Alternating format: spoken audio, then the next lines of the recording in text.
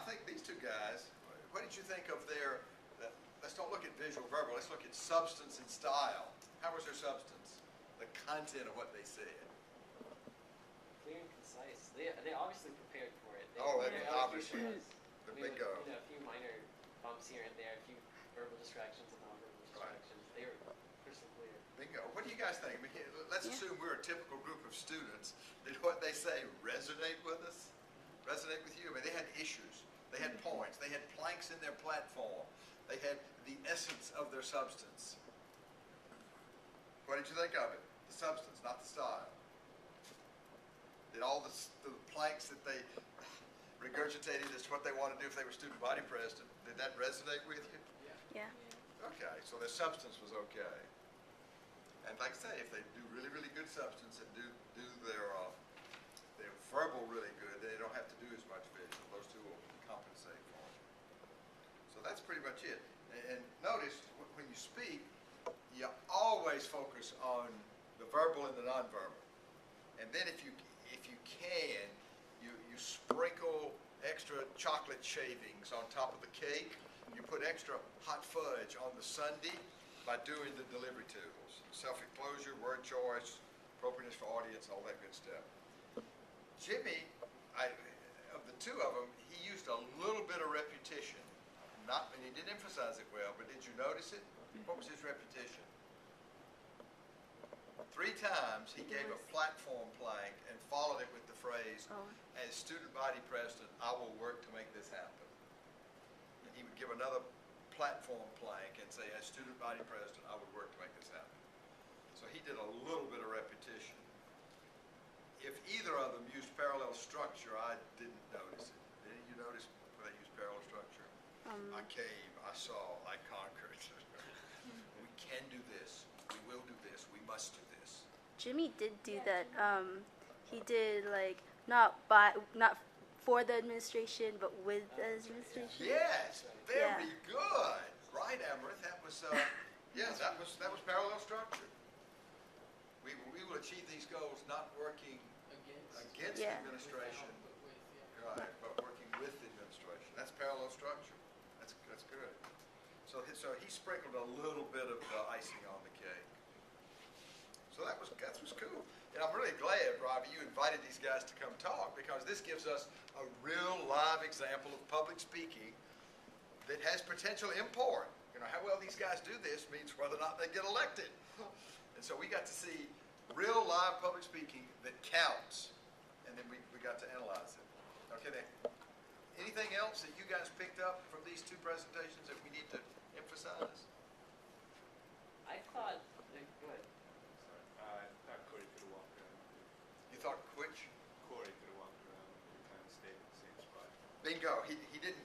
Corey did not use body language as well as Jimmy did. Yeah, he kind of stood there. And okay, remember we talked about the fig leaf? You know what the fig leaf is in public speaking? You know, where you stand there like this. and Jimmy almost did the fig leaf. He went, and both of them did. They didn't, you know, they would go into this thing for a minute. We can call that the quasi-fig leaf. Good observation, though. But you're right. Corey kind of stood in one spot, and Jimmy walked around. But Jimmy had better body movement. Is it better to have it up here than just on your sides? But it depends on what you're saying. Remember, you got two components, verbal and visual. Okay. What Ivy asked was, is it better to do your gestures here, or you better do your gestures out here? Was that the important question? I mean, like, he had, like, when they didn't really have any use of their hands, they just put them here instead of, just on their sides. Bingo.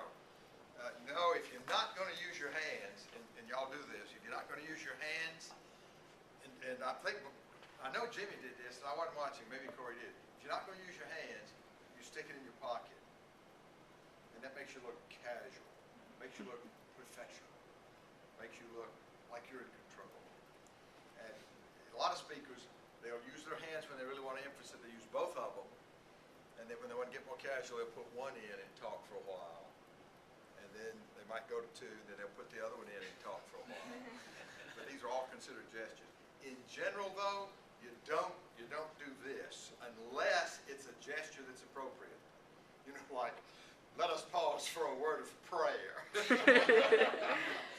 Or you can do this gesture if, and it was so sad to learn that 220 people went down with that ship. This is kind of a gesture of sadness and sorrow. So you can do this if it's giving visual impact what you're saying verbally. But there's no hard and fast rule as to whether you do it here or here or here. But you don't want to just do this as a matter of course. See, you're sacrificing your visual impact when you do that. You want to always be giving visual impact, just like you're talking, you're giving verbal impact. And then I have an idea that I would like for you guys, I forgot to cut the damn thing off, sorry about that.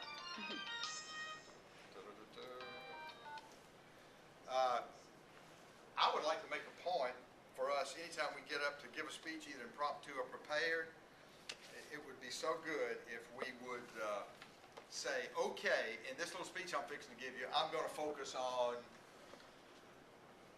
speed of delivery. I'm going to vary it.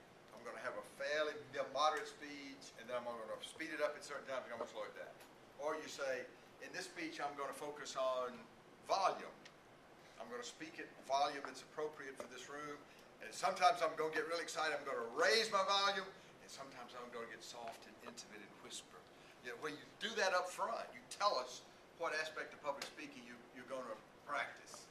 And that will help us because we can see y'all do it or not do it. It can help you. We can give you feedback as to whether you did it or not. And that way, eventually, you'll practice all 24 of them. Okay? That's all I've got. Sounds good.